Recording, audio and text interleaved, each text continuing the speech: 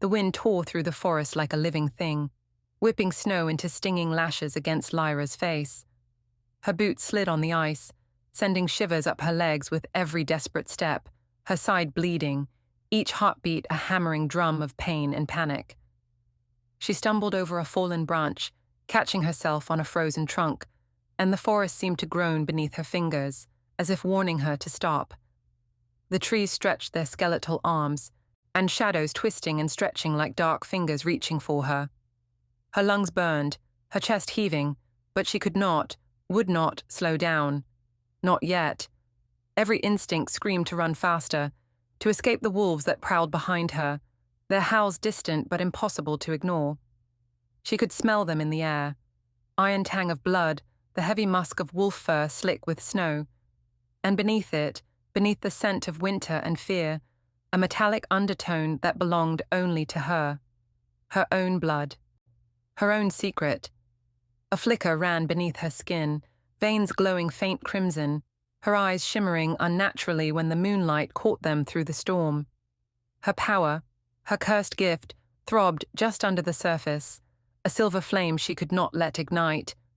"Don't shift," she whispered to herself, teeth gritted, fingers clawing at the snow. "Not here, not now, or they'll know I'm more than human."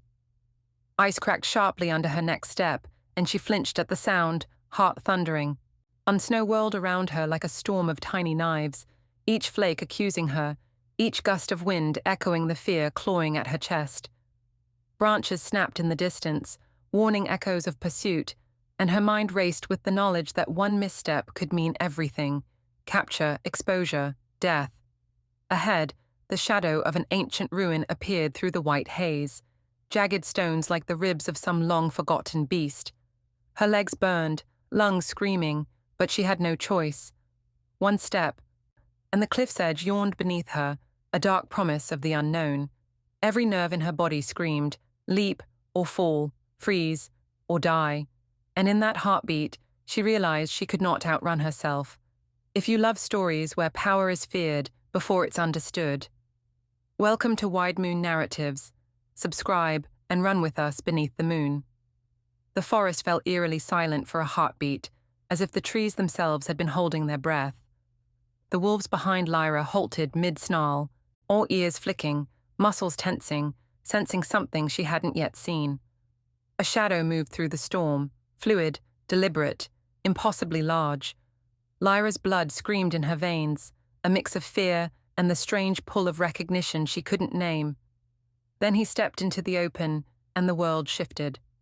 The Alpha, broad-shouldered, towering, every scar on his face a story of battles fought and survived. His eyes, sharp, molten, and reflecting the pale moonlight cutting through the snow, pinned her where she stood. There was curiosity there, dangerous and unflinching, and a thread of something softer, something that touched a corner of her long-shut heart. "You're Lyra," he said, voice low, measured, but with a vibration that made the snow at their feet shiver. Not a question, a declaration. He didn't ask how she knew his name, because he already knew hers.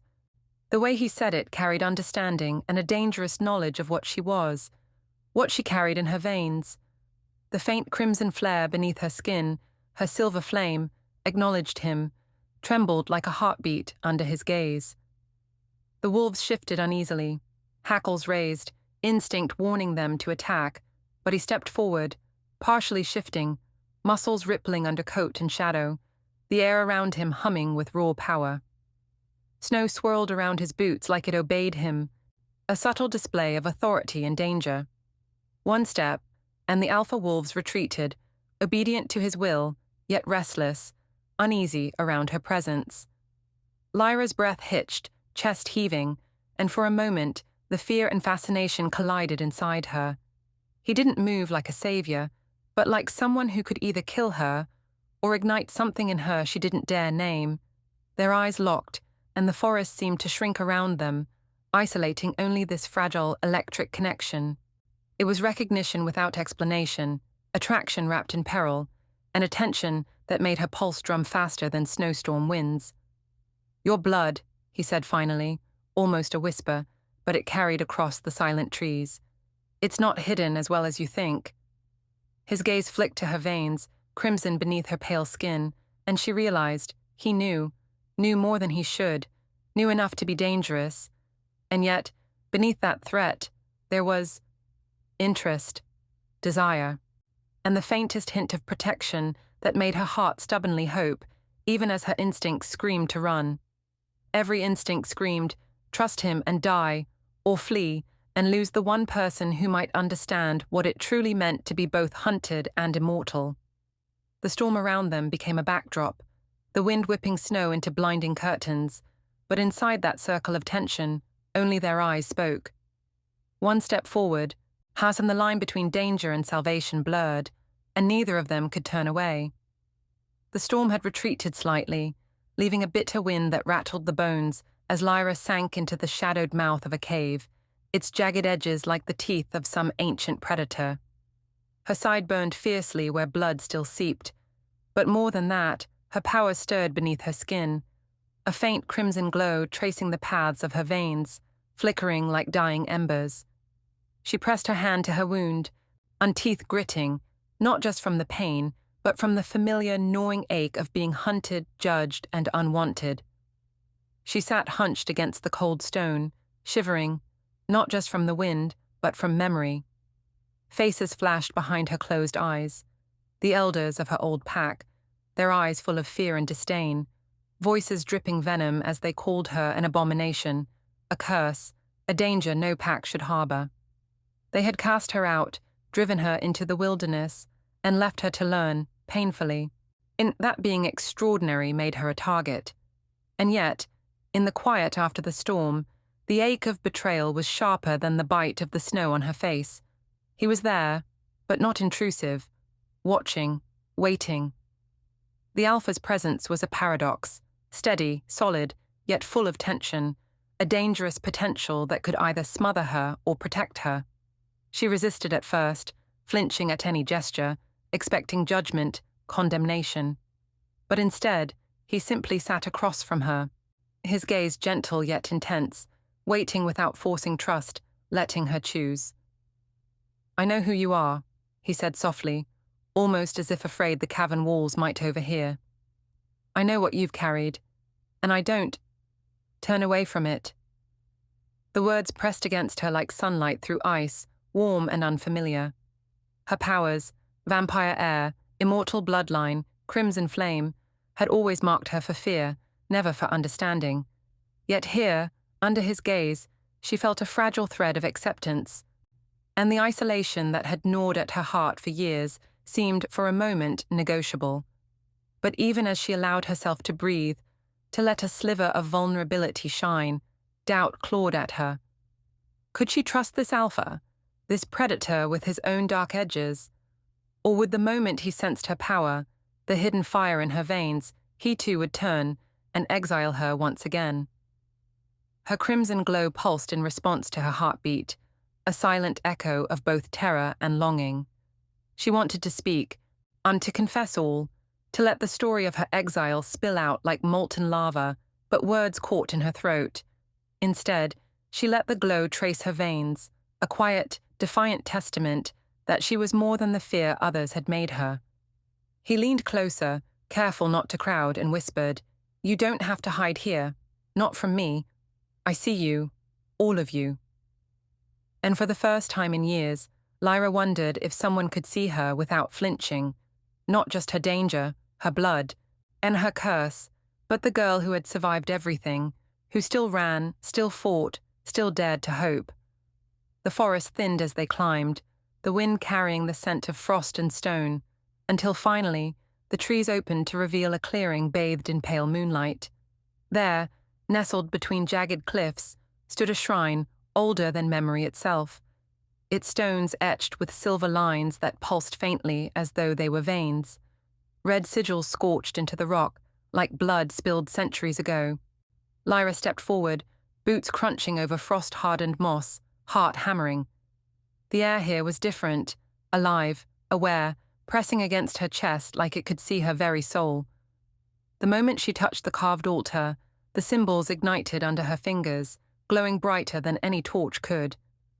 Shadows twisted and danced across the clearing, as if the past itself were rising from the earth. In a sudden rush, visions assaulted her senses, cities burning under blood-red moons, and packs kneeling before unseen rulers, wars stretching across centuries, each linked to her bloodline. She staggered back, feeling the weight of immortality settle like iron in her chest. "The vampire heir," whispered the Alpha beside her, voice low, almost reverent, almost fearful. "I've heard the stories, but I never thought, not like this." His gaze flickered over her, sharp as blades, reflecting the pulsing runes. "Child of the flame, power like yours doesn't survive without consuming everything in its path."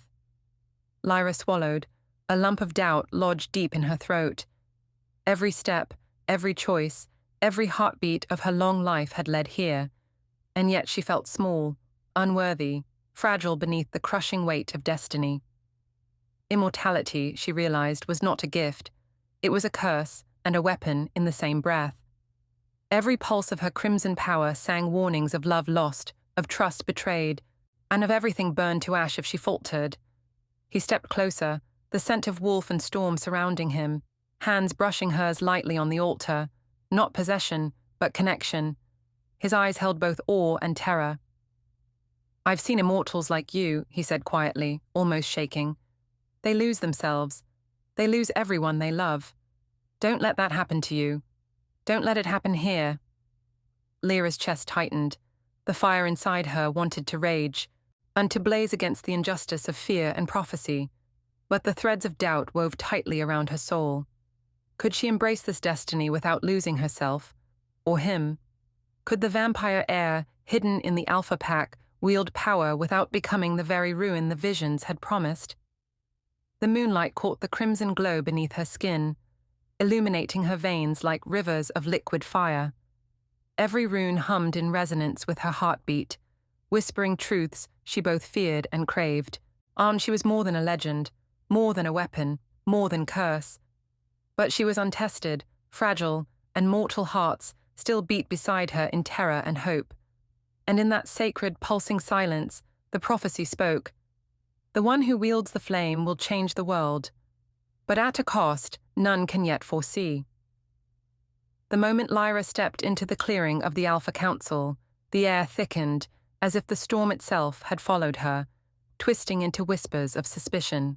And wolves, alpha after alpha, turned toward her, noses flaring, ears pricked. She could feel their tension as a physical pressure, like the bite of cold iron across her chest. Her blood, the immortal fire beneath her skin, pulsed in warning. They smelled it. The hidden lineage she had carried like a scarlet secret all her life now throbbed openly, declaring her power to the world. Her blood. "It stirs the ancient," a voice hissed from the shadows. Another growled, teeth flashing. "She'll ruin us. Bring the packs to their knees if we let her linger." Lyra's pulse spiked, and she could feel the crimson veins beneath her skin flare, responding to their fear, their judgment. Her hands trembled, not with weakness, but with the fire she had long held in check, a power that refused to be tamed. The Alpha, tall and unyielding at her side, was caught between two worlds, the loyalty to his pack and the pull toward her, toward understanding, toward what they shared. "Step back," he commanded, and voice low, ironed with tension, yet even his words trembled under the scrutiny of the others. The council's eyes were daggers, their whispers poison. "Choose your people," they demanded. The unspoken threat hung like frost in the air. "Choose them, and she dies. Choose her, and your pack fractures." Lyra felt rage coil like a serpent in her chest. "No," she breathed, almost to herself, almost a prayer, but the word was a spark, igniting her aura. Crimson fire leapt along her veins, lighting her skin like molten metal. Wolves leapt backward, snarling in reflexive fear. Stone cracked under the pressure of her presence. She did not stop. She could not. Every whisper of abomination from her past, every exile, every betrayal surged in tandem with her power, spilling outward uncontrollably. Chaos erupted. The council struggled to maintain order, but it was futile. Lyra's aura flared higher, shards of ice and stone shattering around her, and wolves retreating from the intensity of her presence. She felt the Alpha's gaze, pained, torn, helpless, yet she knew he could not stop them from turning their anger on her. With one last searing glance, she ran, boots tearing through frost and roots, her blood fire marking the path. Behind her, he stood frozen, chest tight, heart warring between desire and duty. He wanted to call her back, to chase her, to protect her, but the council's eyes pinned him in place. She was gone, yet the echo of her power, her fury, lingered, and he knew this separation would fracture more than the stones under her feet. It would fracture trust, leave wounds deeper than any claw or fang could inflict. The wind carried her name, but she did not stop. She could not. Not while the world sought to bind her flame, before it had the chance to burn free. The cave was quiet now, the storm outside, reduced to the occasional hiss of wind against jagged stone. Lyra's boots were off. Her legs pulled close to her chest as she pressed against the rough wall, trying to ignore the burn of her side, where the crimson flame had left its mark. The fire flickered between them, casting shadows that danced across the walls like silent witnesses to everything she could not say aloud. Every crackle, every pop of wood made her heart thrum with unease and longing. He knelt across from her, the moonlight catching the angles of his face, the scars that told of battles fought and lost, one both outside and inside. His hand hovered near hers, hesitant, almost afraid to bridge the space, but she could feel the warmth, the intent. "You don't have to hide everything," he murmured, voice low, rough with emotion. "I've seen pain before, but not like yours, not like this fire you carry in your veins." Lyra swallowed, the words tangling with the pulse of her secret. "It's not just fire," she whispered, voice trembling, almost breaking. I'm a vampire heir. My blood isn't ordinary. It burns, it kills if I lose control." Her eyes met his, seeking judgment, finding none, only a dangerous magnetic stillness that made her heart beat too fast and too slow at once. He didn't flinch. He leaned closer, the scent of him, wild, earthy, wolf beneath the man, surrounding her. "I see all of you," he said, voice soft but unyielding, "and I'm not afraid." The words settled into her chest like sunlight through frost, warmth she didn't know she'd been starving for. Her hand twitched, one half reaching, half withdrawing, as if to test his promise. Their fingers brushed, and the world contracted to that single spark, the heat of his skin, the pull of his energy, the quiet understanding that they had both survived storms no one else could imagine. A near kiss hovered between them, suspended on the tension of fear and desire. She could feel his hesitation mirrored in her own. The past told her not to trust, the present begged her to. "I can't promise the world won't try to tear us apart," he said, voice breaking into a rare softness. "But I'll choose you, every time, if you let me." Her chest tightened. Every instinct screamed caution, but her heart, wild and untamed like her crimson flame, wanted to leap into his arms. Outside, the wind softened. Inside, the fire crackled. Between them, a fragile, trembling bridge of trust began to form. So delicate it could shatter with a single misstep, and yet so powerful it could burn away the darkness that had haunted them both for lifetimes. Lyra's whisper barely reached him. "Can I trust you with what I am?" And he answered, steady and unshakable. "You don't have to hide from me. I see all of you, and I'm not afraid." For a heartbeat, the world outside didn't exist. Just them. Just the fire, the cave, the unspoken promise that, for now, they could survive together. The cave had barely cooled from the warmth of their shared trust when the first crack of betrayal ripped through the night. Lyra's blood still hummed with the residual fire of confession, the ember of her trust barely settled, when a voice, familiar, trusted, spat her name across the chamber with venom that burned colder than the winter storm outside. "She's not one of us," it hissed, loud enough to shatter the fragile sanctuary they'd built. "Her blood, it awakens the ancient. She will destroy everything." Her heart stopped, then slammed against her ribs. She recognized that voice, someone who had shared her hunts, her victories, her secrets, someone she had called a friend. And yet now, the words cut deeper than any fang or claw. The council had gathered in shadowed corners, their eyes narrowing, judgment already carved into stone before she could even speak. The air thickened with fear and accusation, whispers twisting the prophecy they had once revered. The vampire heir will ruin us. Her flame will burn the world. Lyra's chest heaved, her hands curling into fists, nails biting into the palms of her hands. Rage licked at the edges of her control, her silver-red fire flaring along her veins in shimmering, living light. This was no longer survival. This was defiance. This was every rejection, every exile, every whispered condemnation she had ever endured, and erupting at once like a storm too long held in. She did not tremble. She did not plead. She roared. The Alpha froze, caught between his pack and the girl who had laid bare her soul for him. His eyes flickered, fear, longing, doubt, but he did not move fast enough to stop the fire that crowned her like a halo of vengeance. The council recoiled, the wolves around them yipping and snapping at shadows. Lyra's gaze burned across them all, not with fear, not with shame, but with the clarity of someone who understood she would no longer be anyone's pawn. With a single powerful stride, she leapt toward the mouth of the cave, her powers singing along her skin like wildfire. She left behind shattered stone, the stunned gasps of those who had betrayed her, and a room full of unanswered questions. Behind her, the Alpha's voice called, half plea, half warning, but she did not stop. She would not be bound, not by prophecy, not by love, not by fear. Her silver-red flames trailed behind her, painting the snow-choked forest with the light of a girl reborn in fury, a force that would not be controlled. Every step was both escape and declaration. She was more than they feared, more than they understood, and she would forge her own destiny, even if the world had already decided she was a threat.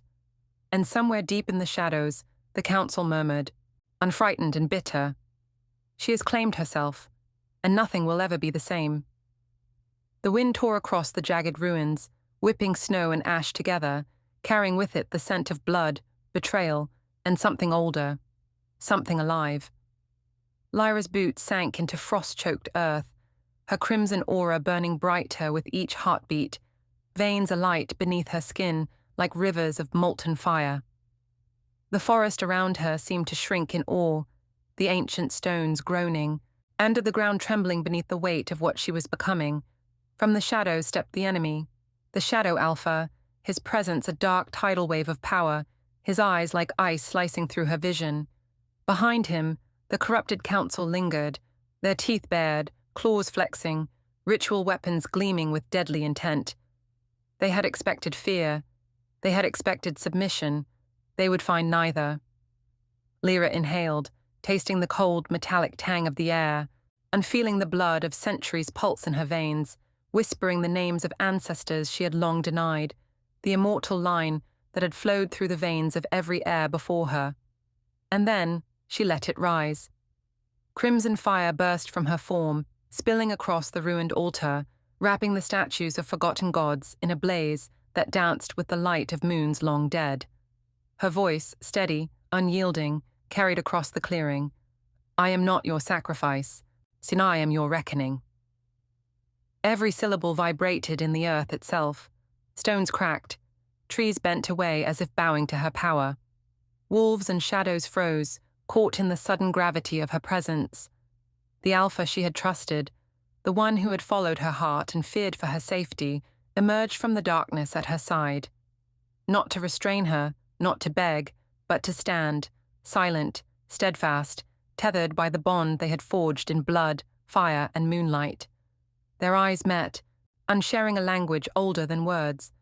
This was no longer a girl running from fear. This was a force of nature incarnate. Her enemies faltered, instincts screaming, hearts hammering, as Lyra stepped fully into the immortal power they had tried to cage. She was the crimson flame, the vampire heir, and the world would remember. The earth shuddered beneath her fury, the ruins awakened, and the moon above blazed like a witness to her triumph. Every shadowed council member, every corrupted Alpha, every hunter who had called her weakness, their disbelief was her weapon. And in that moment, the The forest, the stones, the very air itself knew.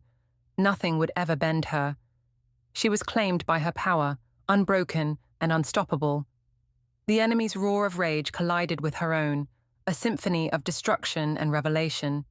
And Lyra stood at the center of it all, alive, immortal, and burning brighter than any fear they could ever conjure. The ruins were quiet now.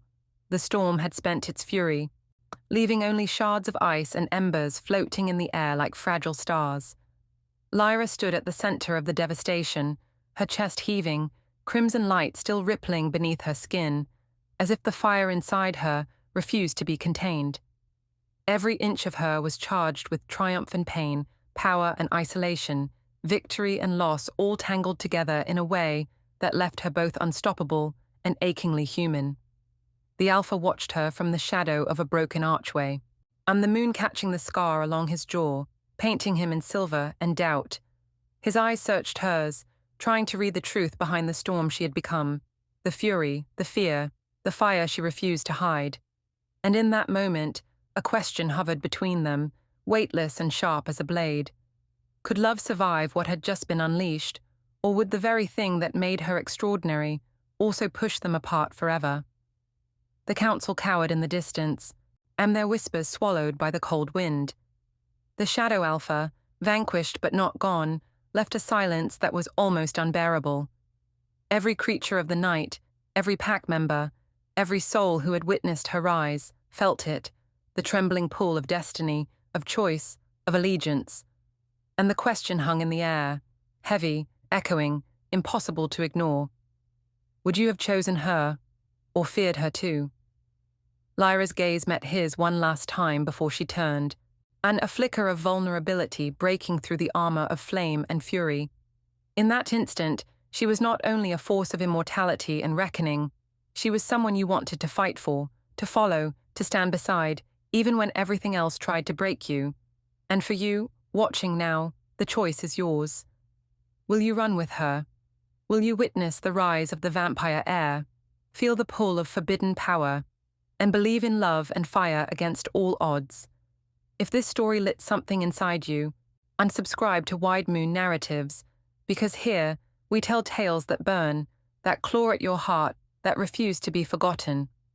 The night is long, the moon is high, and her story is only beginning. The ruins lay quiet, but it was a silence that carried weight, heavy and uneasy, like the pause before the storm returns.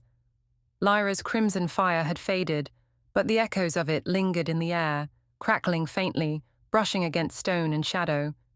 Her chest heaved as she stepped away from the smouldering altar, her senses still straining, alert to every whisper of the night. The moon above hung pale, watching, its silver light cutting through mist that clung to the trees like ancient secrets. Beneath her boots, the earth trembled, not violently, but in small, insistent pulses, like the heartbeat of something older than memory itself. Every shadow around her seemed to shift, curling, stretching, as if the forest itself were waiting. And waiting for what? She couldn't tell, but a whisper of instinct, a tremor through her immortal blood, told her the danger wasn't over, not by a long shot. From somewhere deep in the dark, a voice came, low, ancient, threaded with authority that made even the Alpha tense, even from where he lingered unseen. She is not the only heir. The true Alpha waits. The words rolled over the ruins like distant thunder, shaking her very soul, igniting a shiver of both fear and anticipation. The forest held its breath. The night seemed to lean closer, curious and hungry, watching her every move. Lyra's gaze swept across the horizon, moonlight catching the edges of distant peaks, the tops of ancient ruins half buried in snow. Her mind raced. There were questions she didn't want to answer, destinies she wasn't ready to claim, enemies she hadn't even seen. Yet beneath it all, a spark of exhilaration hummed through her veins. The world had just learned the fury of her power. The prophecy had just begun to unfold. And somewhere out there, the true Alpha waited, a shadow in the dark, a force that could either save or destroy everything she loved. The screen of night swallowed the forest, leaving only that faint tremor beneath the earth, that whisper echoing in the dark, and the promise that this story was far from over. And for those watching, a single, unshakable truth lingered. The next chapter will burn brighter, darker, and fiercer than anything you've seen. Lyra stood at the edge of the moonlit ruins, her crimson aura slowly fading, leaving only the soft glow of her immortal blood pulsing beneath her skin. Around her, the forest was quiet, but not peaceful, alive with whispers of what had just passed and what was still to come. She had survived the hunt, faced betrayal, claimed her power, and stared down forces that had once seemed unstoppable. And yet, in the quiet after the storm, she felt the weight of her choices pressing against her chest. She had learned that power without control could destroy everything, and that trust once earned was worth more than the fiercest fire. The Alpha emerged from the shadows, his eyes reflecting moonlight and something softer. Relief, awe, something almost like hope. He had seen her in all her fury, in all her vulnerability, and had not turned away. Their hands brushed, tentative but deliberate, and in that small connection, Lyra felt a fragile sense of belonging, not complete safety, not a promise that the battles were over, but a reminder that she was not alone. The world beyond the ruins remained dangerous, filled with rival packs, ancient prophecies, and threats that would not wait, but Lyra had claimed her place in it. She had become more than the girl running through snow-choked forests, more than the vampire air whispered about in fear. She had become her own reckoning. As she gazed at the horizon, and the first hints of dawn touching the trees, she knew this was not the end. Every heartbeat, every flicker of crimson beneath her skin told her story was far from finished. And in the rising light, she finally allowed herself one small, defiant thought. Let them come. I am ready.